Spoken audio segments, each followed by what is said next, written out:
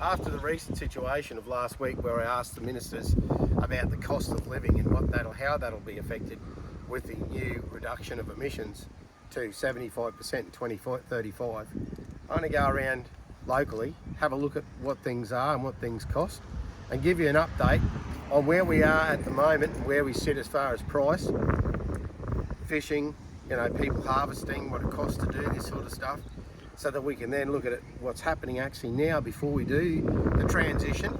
We'll start to transition to a 75% reduction in emissions, and I'm going to show you, you would have to be naive to think that this isn't going to drive the cost of living beyond anybody's expectations, way beyond the way we live here now, and it will reduce how we actually, one, plant cane and grow cane. Number two, how we transport cattle and grow cattle.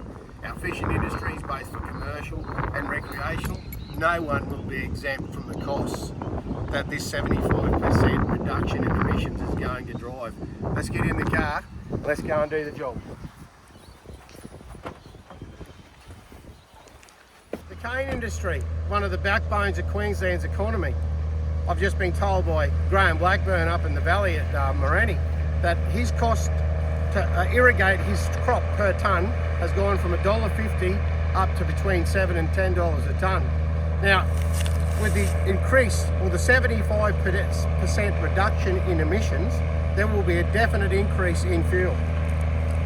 To do this, there'll be less cane paddocks, because how are you going to afford to do it?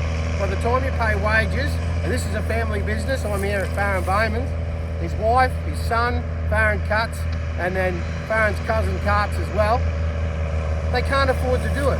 And we're going to show you and demonstrate. The costs have gone out of control, even within the fishing industry. Another cost. To live in Queensland, there'll be less cane fields, there'll be less horticultural or food production, and there'll be a whole less lot of cattle as well, because you can't afford to cart it. With a 75% reduction in emissions, the cost of fuel, transport and running machines like this will be absolutely prohibitive. You just won't be able to afford to do it. Steve Andrew again. We're here at Deb's Fish Cafe here in Mackay. Just going to have a look at some of the prices. Spanish mackerel 55 a kilo, red emperor 88.99 or $89. Coral trout 91.99. Now, people don't put these prices on there because they want to rip people off. People put them on there because they've got to recover their costs. It costs a lot of money to run a business like this. Thousands of dollars every month for insurance, thousands of dollars to actually run the freezers, ice, fishermen, staff. The whole job requires a lot of money. It costs money. You can imagine what this is going to cost when there's a 75% reduction in emissions. This shop's going to be shut and there'll be no fish for the public. We're going to go and talk to a pro fisherman. Let's have a look. So we're with Dan Jacuti, the Spanish mackerel, one of the last of the Spanish mackerel fishermen in the area. And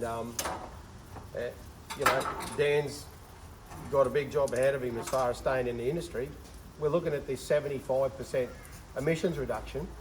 It's going to make, Dan's already, as said, had a doubling in his fuel prices. Everything that he works with has gone up in price. That'll be the insurance on his boat, that'll be the registration on his boat, tyres, everything that this man has to touch will have an increase, a huge increase over the next X amount. The price of fish, this beautiful fish, some of the best eaten fish, I believe, here in Queensland. People say that it's not as good as some of the reef fish. Well, I beg to differ. It's one of the best fish ever, high in omega-3.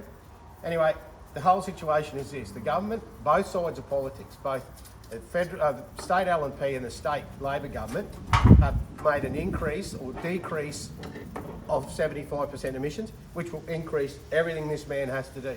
There'll be less fishermen, less farmers, less horticultural, and it'll even, if the recreational fishermen think it's not going to pass them by, or will pass them by, you think again, because the 900,000 blokes and ladies that fish here around the Great Barrier Reef and along the east coast here of Queensland, they're going to see the increases in prices too. There's going to be punitive measures put on everything to do with running different diesel machinery, cane harvesters, tractors, boats with fuel. They all got to go through this 75% reduction, which spells the end of anything that's commercially viable and also that's able to be purchased by the public, because it'll become so expensive.